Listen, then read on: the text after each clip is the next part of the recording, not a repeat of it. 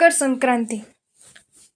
जैन आगम के अनुसार मकर संक्रांति के दिन अयोध्या से सूर्य में प्रार्थना करते हुए भरत चक्रवर्ती सूर्य को देखते हैं और सूर्य में जिन के दर्शन प्राप्त करते हैं।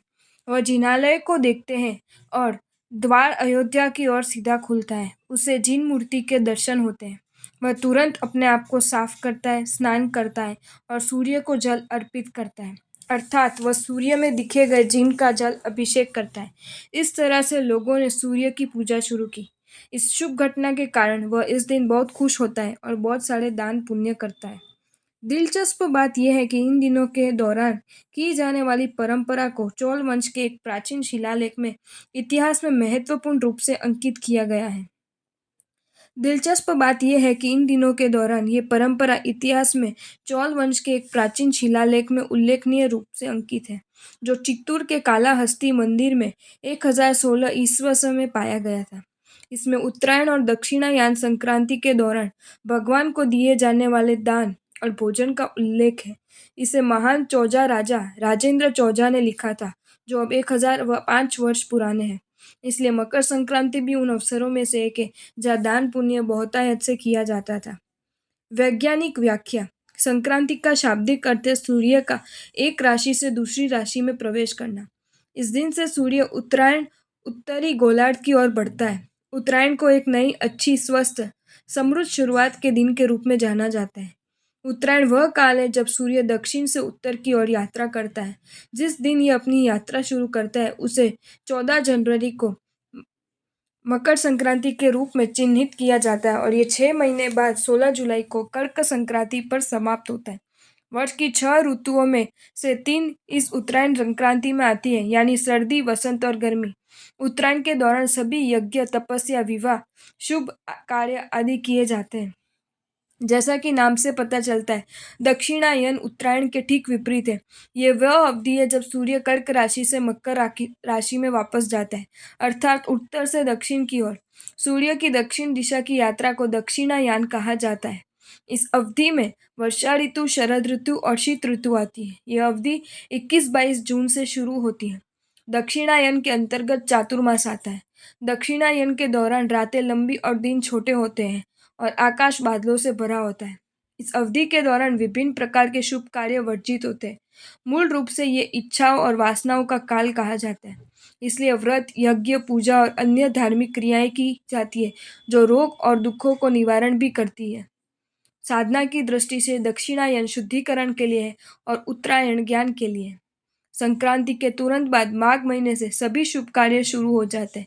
इस दिन के बाद प्रत्येक दिन धीरे धीरे, थोड़ा थोड़ा करके तिल तिल बढ़ता है, इसलिए इसे तिल संक्रांति भी कहा जाता है। इस त्योहार को खिचड़ी संक्रांति भी कहा जाता है। सूर्य की गति का अर्थ है पृथ्वी से देखने पर सूर्य की स्पष्ट गति, क्योंकि पृथ्वी ही सूर्य के चारों ओर दीर्घ वृत्ताकार पथ पर परिक्रमा करती है, न कि इसके विपरीत।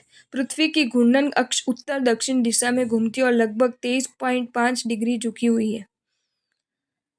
जब झुकाव सूर्य की ओर होता है तो गर्मी होती है और जब झुकाव सूर्य से दूर होता है तो सर्दी होती है।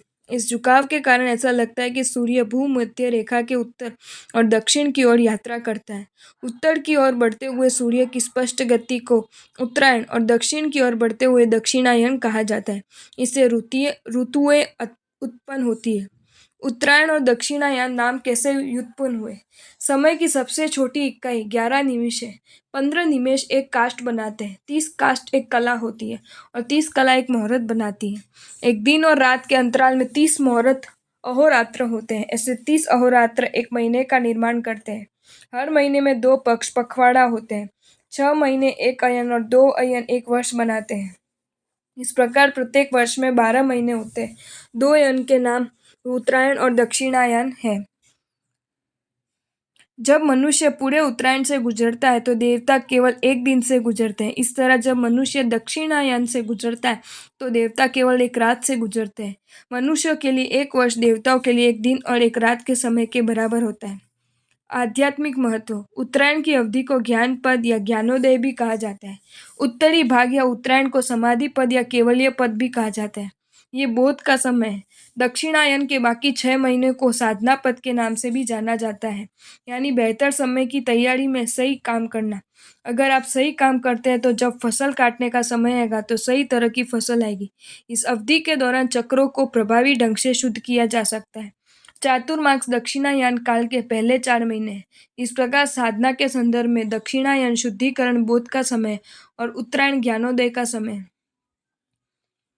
ये बहुत महत्वपूर्ण है कि सूर्य अब दक्षिण की ओर बढ़ रहा है और ग्रह वामावर्त दिशा में घूम रहा है।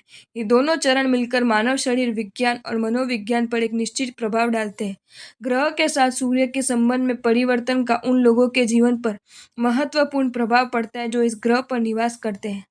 ये बहुत महत्वपूर्ण है कि सूर्य अब दक्षिण की ओर बढ़ रहा है और ग्रह वामावर्त दिशा में घूम रहे हैं।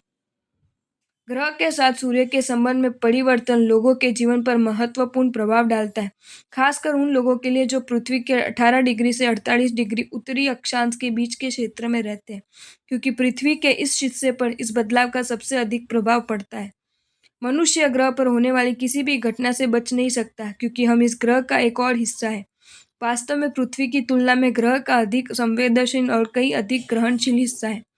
इसलिए ग्रह पर जो कुछ भी होगा वह मानव प्रणाली के भीतर 1000 गुना अधिक होगा। बस इतना है कि इसे अनुभव करने और इसका उपयोग करने के लिए कुछ संवेदनशीलता और ग्रहणशीलता की आवश्यकता होती है। अनजाने में कुछ दिनों में मनुष्य एक निश्चित तरीके से व्यवहार करता है और किसी अज्ञात कारण से वह दूसरे दिन वही काम ठीक से नहीं करता है।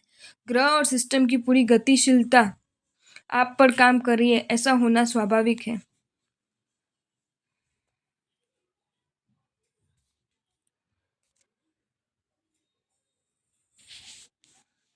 त्योहार और विआटीय सत्व घटक को बढ़ाने में मदद करते हैं। शायद इसका कारण ये है कि अधिकांश आध्यात्मिक त्योहारों को चातुर्मास के दौरान बड़ी संख्या में मनाया जाता है।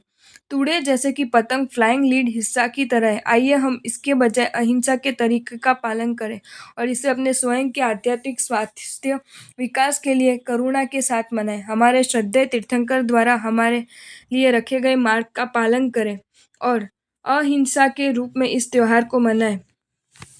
हिंसा कबूतरों की हिंसा को रोके। उत्तरायण दान पुण्य का धर्म बनाकर मनाएं और अहिंसा को रोके। कबूतरों की जान बचाएं। धन्यवाद। आपको ये वीडियो अच्छा लगा हो तो इसे लाइक करें और शेयर करें और ऐसे ही नए नए वीडियोज देखने के लिए सब्सक्राइब करें हमारी channel Jain facts and stories को।